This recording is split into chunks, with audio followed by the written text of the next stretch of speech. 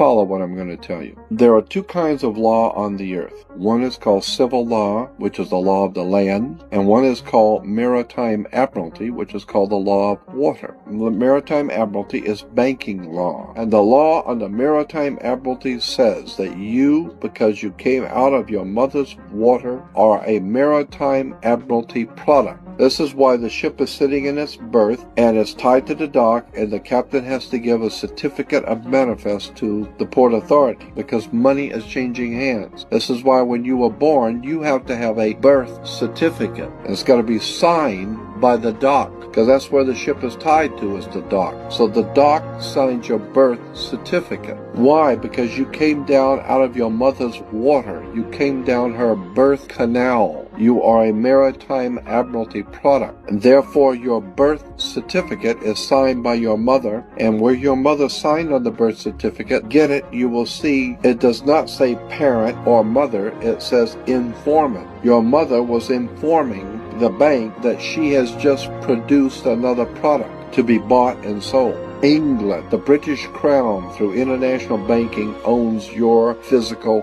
body, and that's the law. So the bottom line is that you are a maritime admiralty product, and therefore the banks own your body.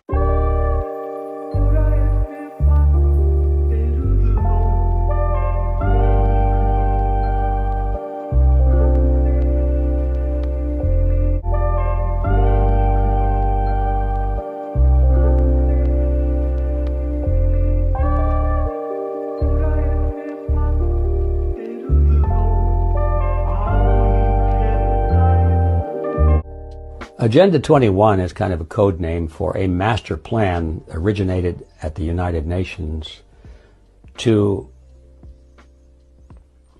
change the political and economic system of the world to one of total collectivism.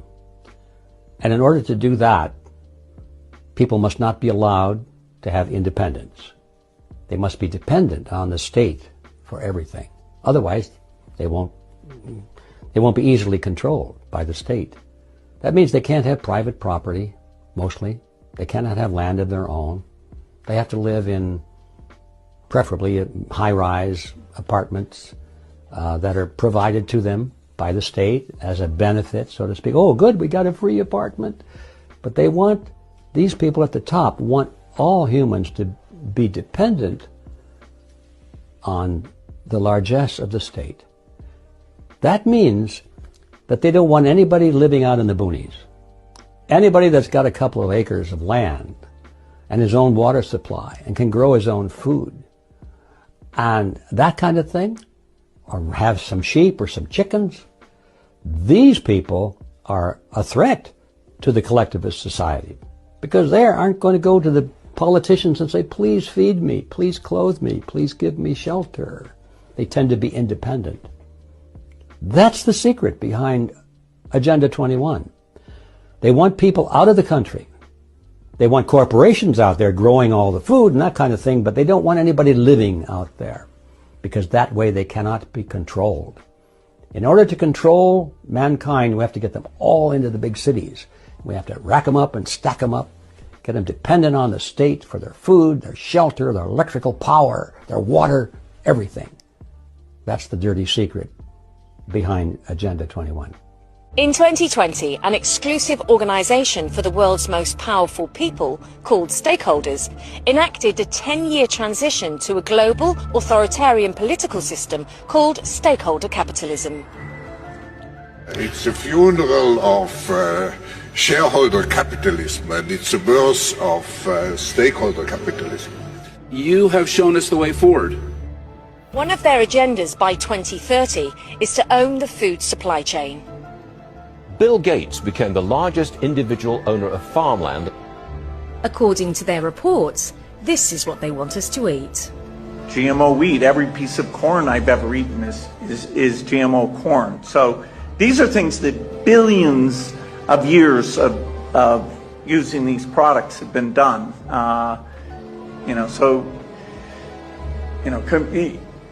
Anyway, these are proven products. The stakeholders have an initiative to ban livestock. cows alone account for about 6% of global emissions. So we need to change cows.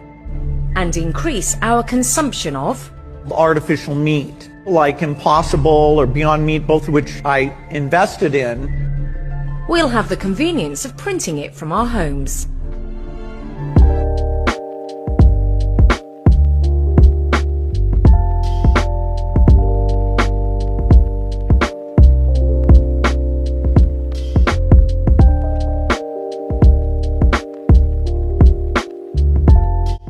Now I'm sure you guys heard what happened in Texas, right? The river jumped 23 feet, kids gone, and Camp Mystic underwater. But let me show you why this ain't just Texas. Is once you line it up flood by flood, it's the same play, different stage. Eastern Kentucky 2022. Flash floods took out entire mountain towns. Multi-generational land wiped out, no warning, no escape. Mississippi Delta 2023. Historic black farmlands flooded out. Right after federal insurance updates raised the rates. Selma, Alabama 2024. Extreme rain hit historic districts. And then here comes the developers with rebuild offers. Houston, Texas 2020. It was the 5th flood in 10 years. The same zip codes hit every time. And guess what? It's low income areas near bayous and never get an upgrade. East St. Louis 2021. The levee failed in fast. And the land right behind it sitting on some of the oldest black owned property lines in the state. Camden, New Jersey 2023. Rain hits hard. FEMA zoning flips. Next thing you know, luxury apartments on old church lots. Watsonville, California 2023. Latino farming communities devastated by floods. Land value dropped and agribusiness moved in fast. North Carolina 2022. Historic areas near the Cape Fear River were submerged and insurance dropped coverage right before the rains hit. From Detroit to Buffalo, New York to Florida and so many more. But do you see it now? It's never just about water. It's where it hits. Who owns the land and who shows up after. Different cities, same result. Legacy gone, the buyouts fast, and the rebuild don't look like the past. So nah, this ain't coincidence. It's a playbook with the weather forecast.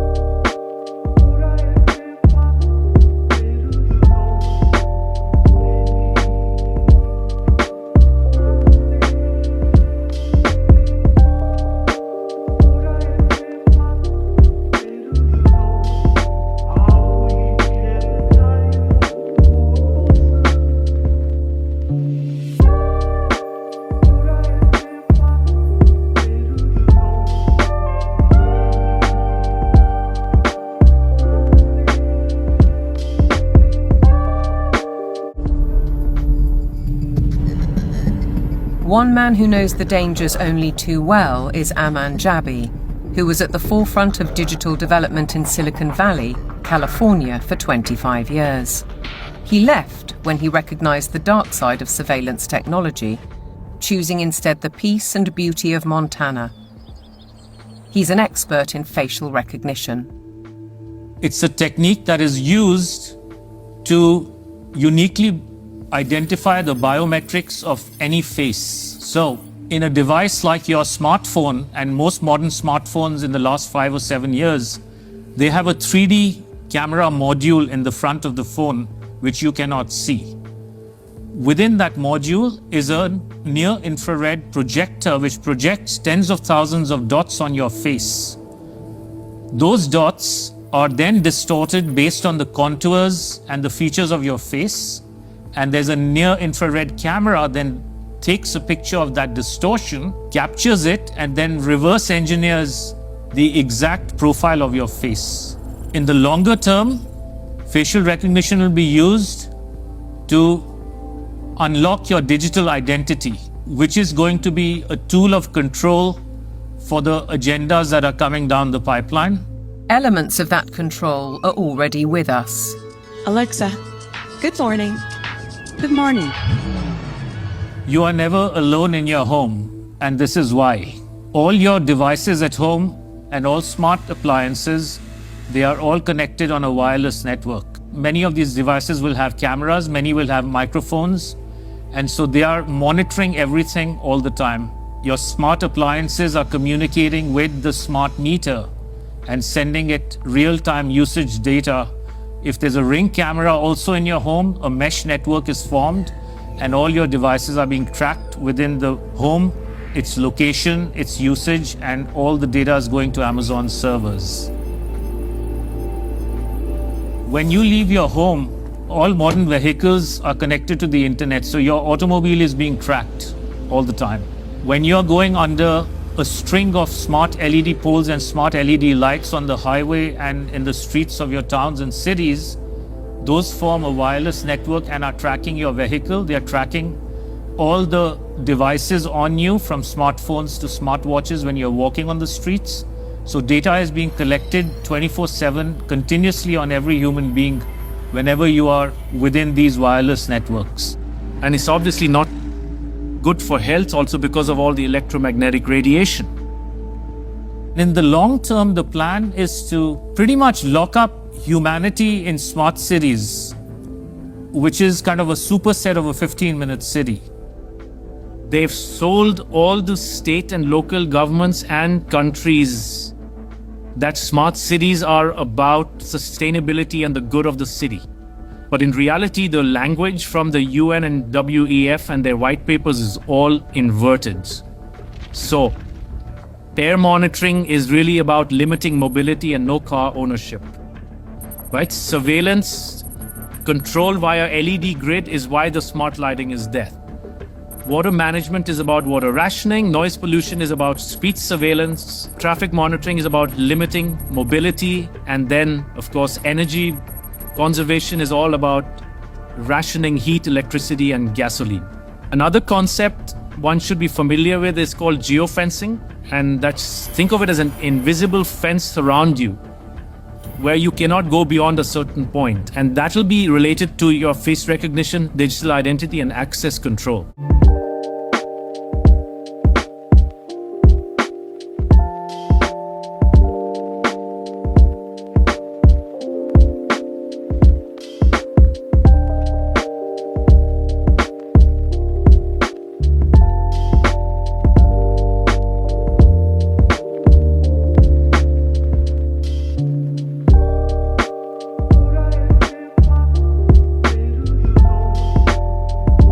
Your smart contracts, SoftBrick can turn off your digital currency beyond a certain point from your house. Our world has been turned into a digital panopticon.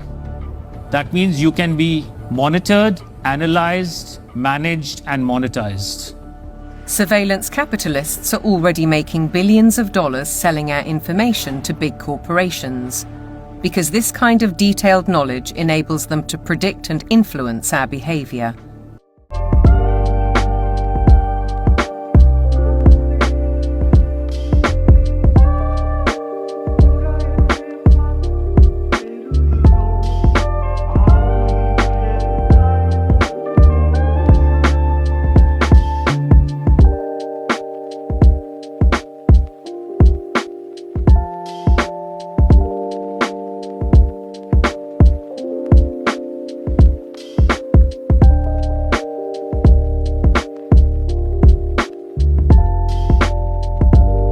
Maybe in a couple of decades, when people look back, the thing they will remember from the COVID crisis is this is the moment when everything went digital. This was the moment when everything became monitored. I think that the big process that's happening right now in the world is hacking human beings, the ability to hack humans, to understand deeply what's happening within you, what makes you go. COVID is critical because this is what convinces people to accept, to legitimize total biometric surveillance. If we want to stop this epidemic, we need not just to monitor people, we need to monitor what's happening under their skin. But exactly the same technology can determine what you think about the government. You know, anger is a biological phenomena just like disease. It's not some spiritual thing out there. It's a biological pattern in your body. With this kind of surveillance, I mean, you watch the big president, the big leader, gives a speech on television. The television could be monitoring you and knowing whether you're angry or not, just by analyzing the cues, the biological cues coming from your body. The thing is, it's not just you're now watching this. The thing is, we know that you are watching this, and we also know how you feel. Are you angry about what you hear? Are you frightened? Are you bored? This is the kind of power that Stalin didn't have. You know, when Stalin gave a speech, everybody, of course, clapped their hands and smiled. Now, how do you know what they really think about Stalin? It's very difficult. You can't have a KGB agent following everybody all the time. Even if you do it, he's just watching your outside behavior. He doesn't really know what's happening in your mind.